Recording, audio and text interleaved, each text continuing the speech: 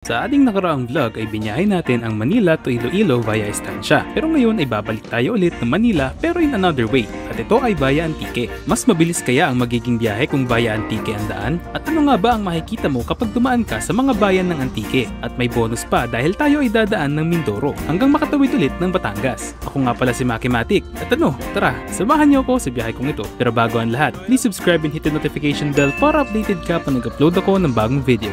Let's go!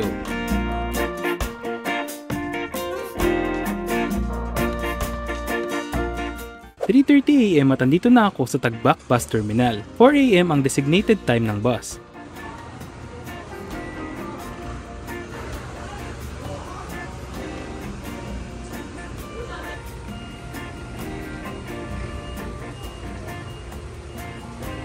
Ang bus na sasakyan namin is si 706. Tulad lang din to nung bus na sinakyan natin last time pero ang pinagkaiba lang is wala itong CR.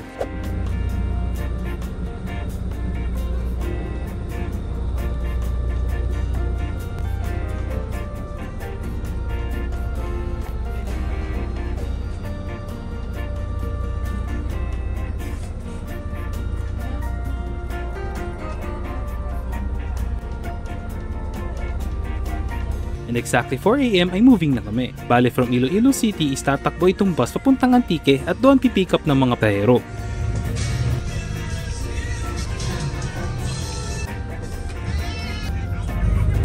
Madilim pa nga ng mga oras na to at saktong inaantok pa ako kaya umiidlip-idlip muna ako.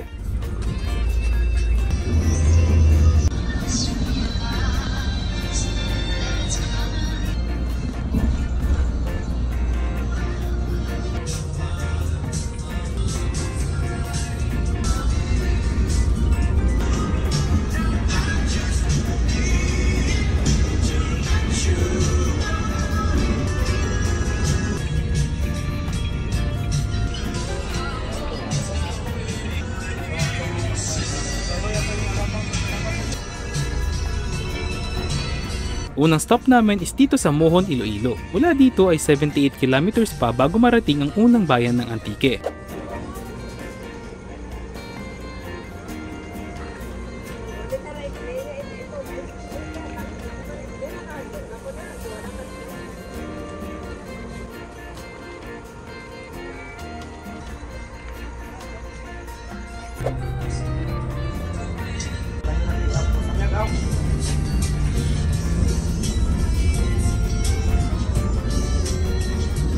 Habang papunta doon ay sumusuyod ng pasahero sila kuya kaya may mga sudden stops along the way. Ano ba nyo?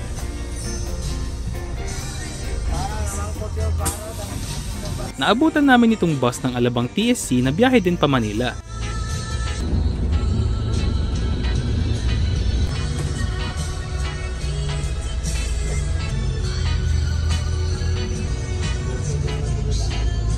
At 4:46 AM at narating namin ang bayan ng Gimbal, Iloilo.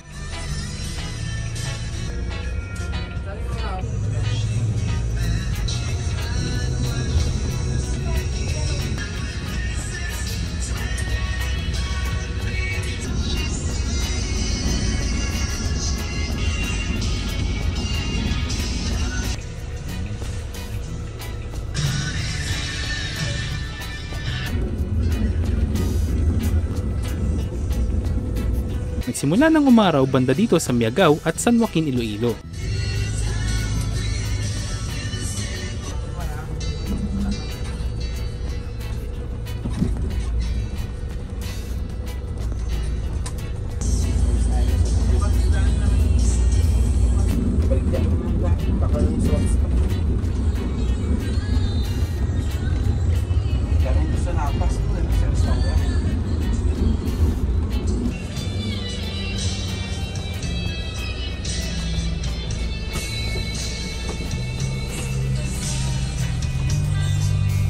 Dito na sa San Joaquin nagsimula yung makikipot na daan na sobrang nagustuhan ko dahil ramdam mo talaga na nasa probinsya ka.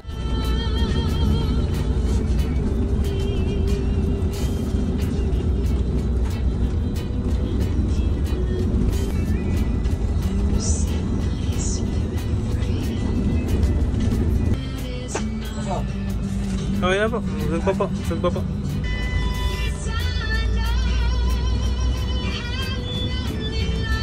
Sigurado akong enjoy na enjoy ang isang bus enthusiast pag ganitong klaseng daan ang tatakbuhin.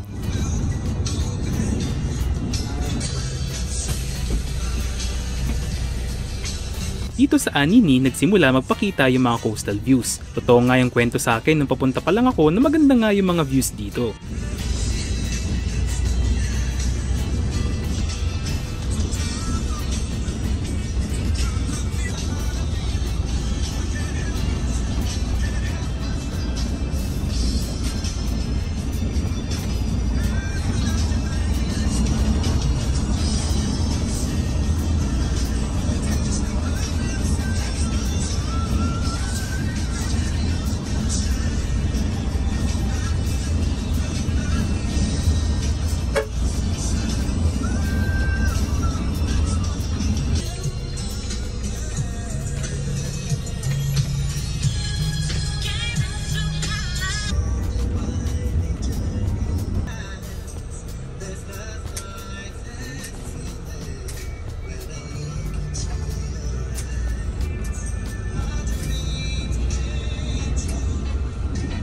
Paunti-unti ko na nga din nakikita yung mga nagagandahang rice terraces dito sa Anini. Meron palang tinatagong ganda itong Antique.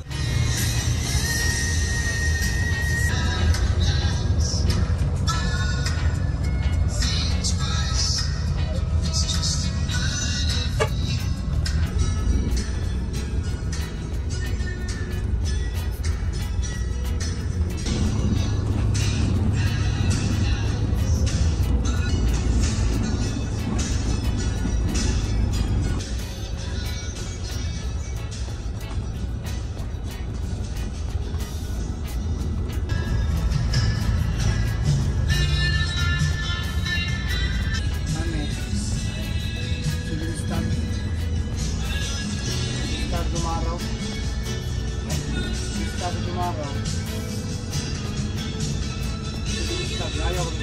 6:30 AM nang marating namin itong poblasyon sa Tovias Fournier.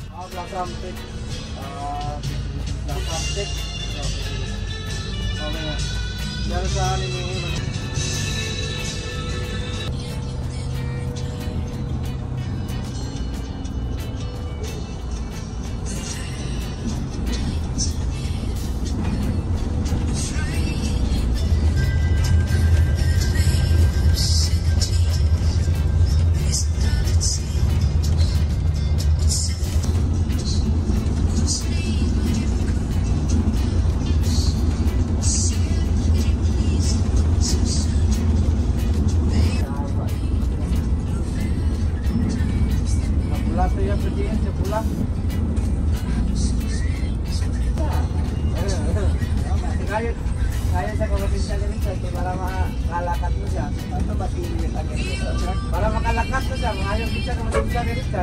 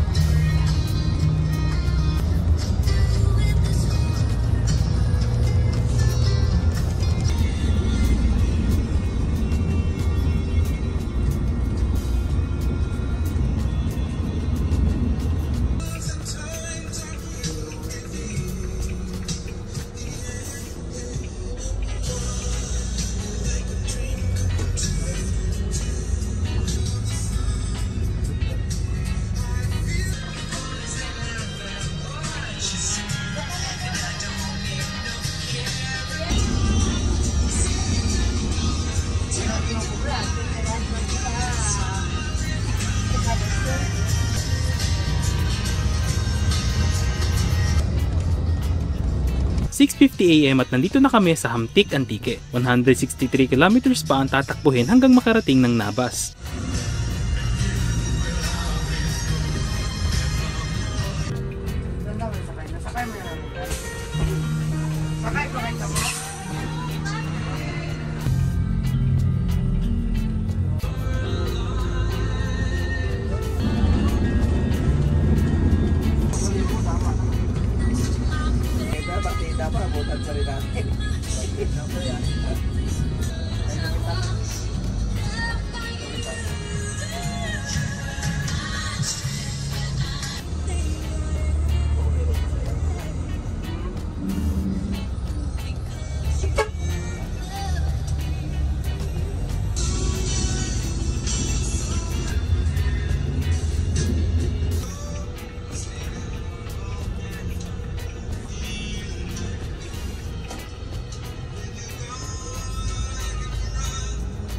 7:20 AM at touchdown na kami dito sa San Jose, Antique. Hihinto kami dito sa terminal para mag-ipon ng pasahero.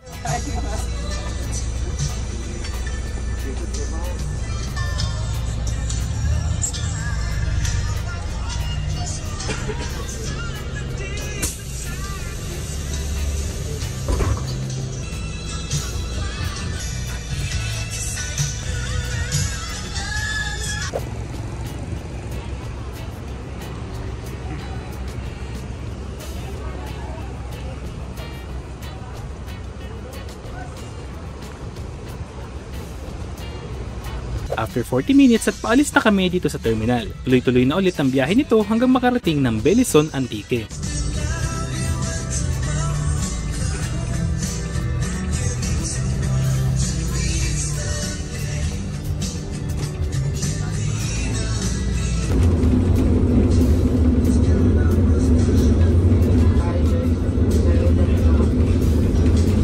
At 8:40 AM kami nakarating dito sa may Karinderya sa Bellison. Dito na kami nagagahan at mahaba-haba pa ang tatakbuhin panabas.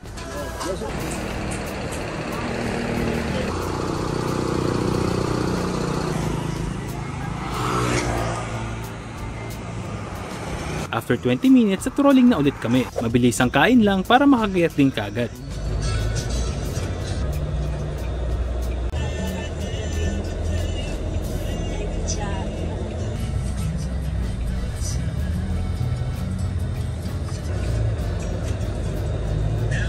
Dito sa Patnongon, Antique, nadaanan namin itong parang simbahan na sobrang luma at nakakatuwang makita na nakatayo pa din hanggang ngayon.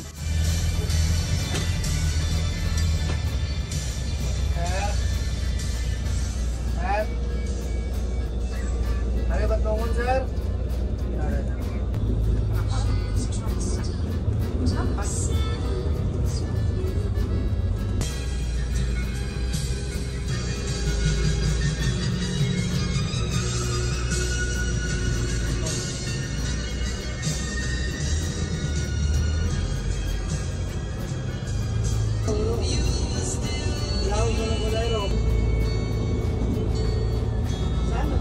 At 9:45 AM nang makarating kami sa bayan ng Bungason.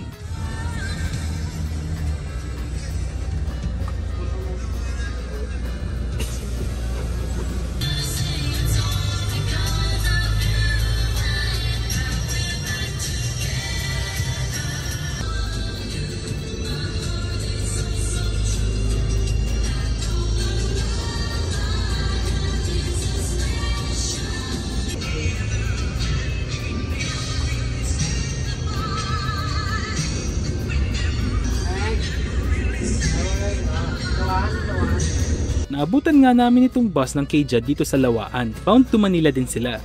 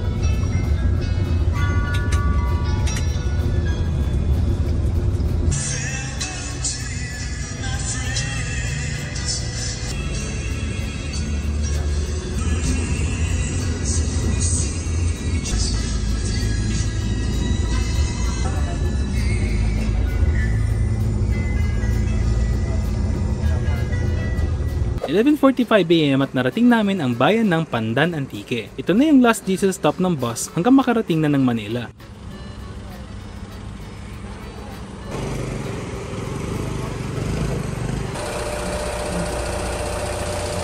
Hindi kalayuan sa Pandan ay ang last stopover namin dito sa Panay Island. Dito ulit sa Nabas, Aklan. Nakasabay namin dito yung mga buses ni Alps and Alabang TSC.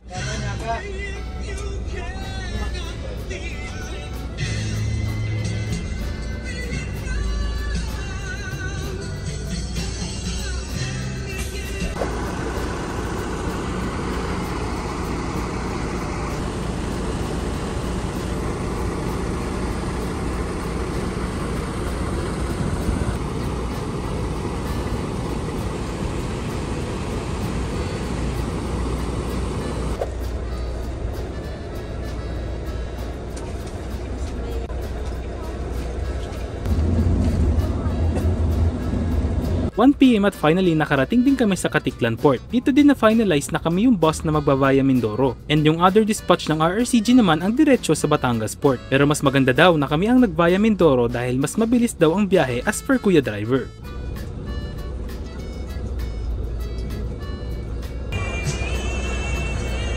After 3 hours at finally boarding na kami sa barko. At ang barko na sasakyan namin is Starlight Ferries.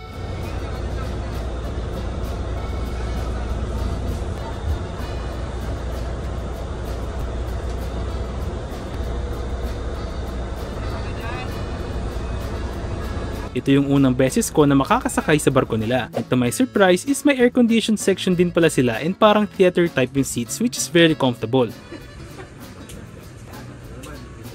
And meron pang other amenities tulad ng massage chairs. At sinulit ko na yung comfortable time ko dito at nagpahinga agad. Ipagkakataon pa po kayo para bumaba ng barko?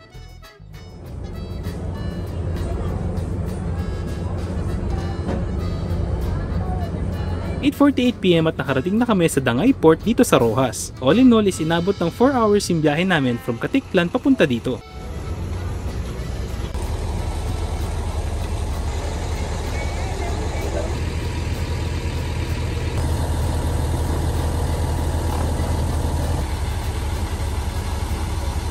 PM at rolling na kami papunta ng Calapan, Oriental, Mindoro. Ang land travel natin dito is nasa 130 kilometers, so most likely nasa 2 hours or more ang biyahe.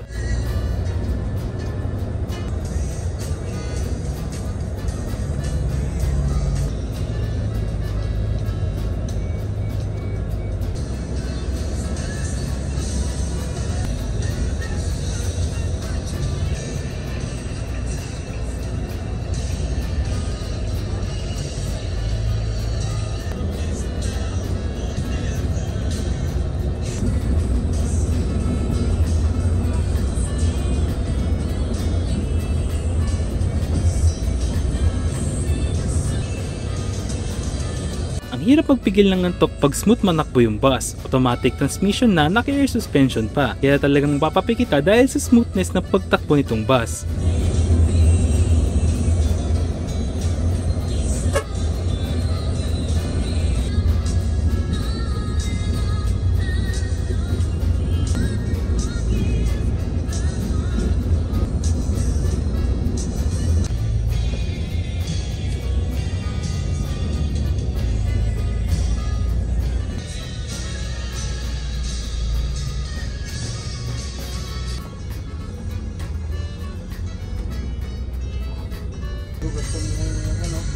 Banda dito sa bayan ng Socorro ay may mga zigzag na daan. Buti na lang talaga at may gantong daan dito kasi akala ko puro lang streetways dito sa Oriental Mindoro.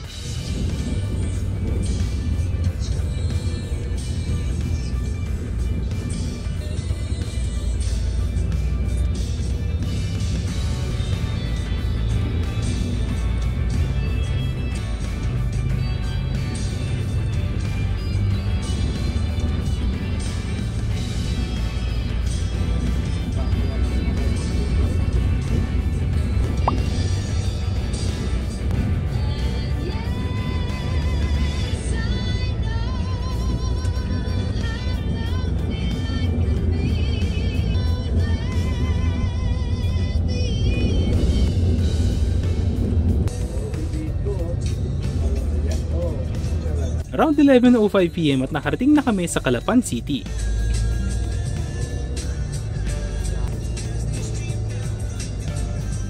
Huminto kami dito sa Starbites para mag-dinner and stopover. Dito din nagasikaso ng ticket sila kuya para sa barko na sasakyan.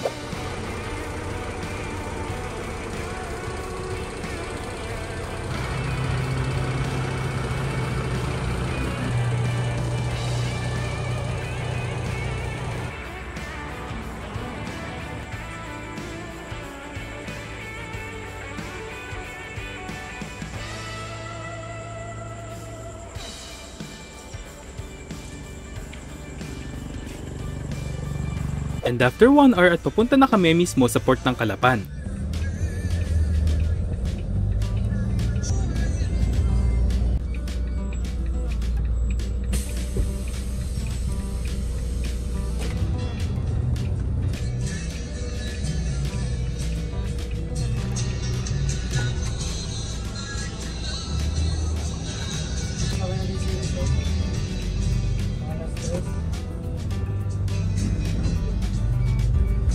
Pagdating dito sa port ng Calapan, binaba na lahat ng pasahero sa drop-off area. Pero nag-request ako if pwede sumama hanggang sa makasakay yung bus sa barko at napagbigyan naman ako.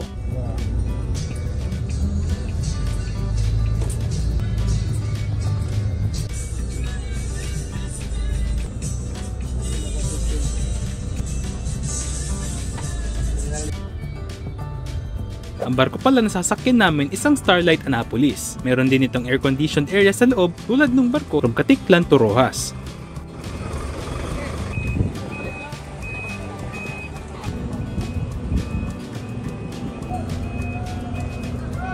"12:40 AM at papasok na ng barko si 706.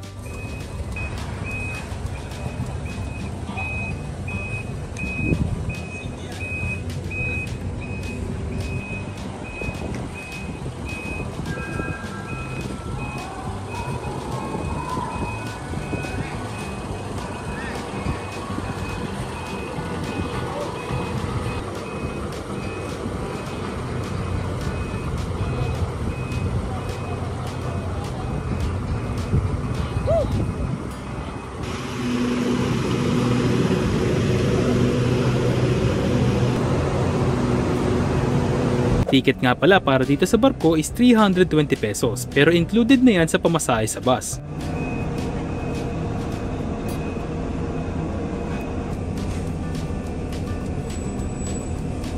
And exactly 1:20 AM at paalis na kami ng puerto. Since gabi naman ang biyahe at madilim pa, tinik ko na yung chance na magpahinga.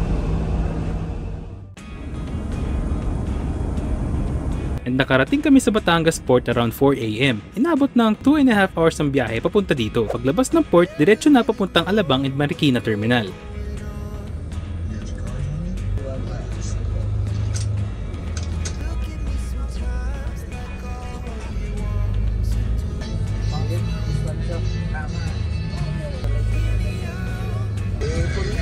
Papakasal, wala pala kami Pasay.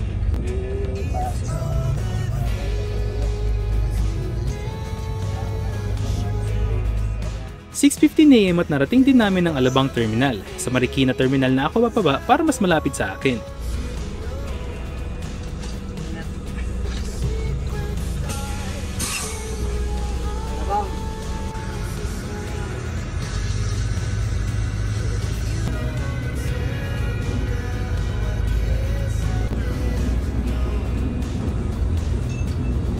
Targa ko na lang sa ibang bus. Ipinaran ko na lang guys. And exactly 7:20 AM nakarating na kami ng Marikina Terminal. Overall, inabot ng 27 hours ang naging biyahe mula Iloilo and Antique to Marikina. And kung i-compare natin sa naging biyahe papunta ay naging mas mabilis ang biyahe by 7 hours. Malaking bawas sa oras ng biyahe yung pagtawid sa Mindoro and yung less waiting time sa mga ports. Overall ay very satisfied ako sa biyahe, lalong-lalo na sa bus dahil sa sobrang pagiging smooth all throughout. Yung mga crew naman is very accommodating and courteous, kaya isa to sa mga biyahe na aking marerecommend. Kayo mga kabus trip, anong masasabi nyo sa biyahe na ito? Comment down below. Pero sa ngayon, hanggang dito na lang muna mga kabus trip. Maraming salamat!